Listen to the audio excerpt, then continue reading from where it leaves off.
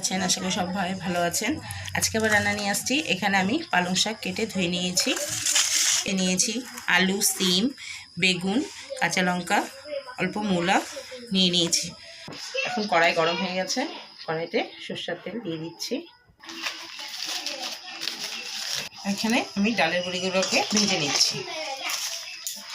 ডালের বড়িগুলো ভেজে নিয়েছি, এখন আমি নামিয়ে নিচ্ছি। হালকা জিরা ফোড়ন দিয়ে দিচ্ছি, একটা তেজপাতা। এই সবজিগুলোকে সব তেলের মধ্যে দিচ্ছি। লবণ, হলুদ দিয়ে ভালো করে আগে প্রথমে ভাজা ভাজা করে নেব। দিয়ে দিচ্ছি, নেড়ে চেড়ে এখন আমি এটাকে ঢেকে দিব। 5 থেকে 10 মিনিটের মতন আমি একে ঢেকে দেবো। ঢাকনা উঠিয়ে নিচ্ছি। এখানে ডালের বড়িগুলো দিয়ে দিচ্ছি। মাছের মাথা ভেজে রেখেছিলাম, দিয়ে দিলাম।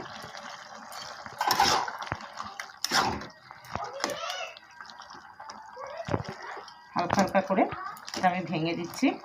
কিছু সময় আমি ভালো করে একটু ফুটিয়ে নিচ্ছি।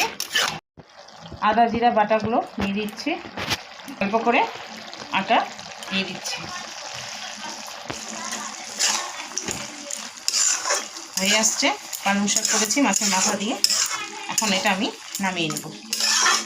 মাছের মাথা দিয়ে পালং শাক রেডি করেছি। আপনারাও একবার এভাবে বানিয়ে খেয়ে দেখবেন, খেতে ভালো লাগে। ভালো লাগলে একটা লাইক অবশ্যই করবেন।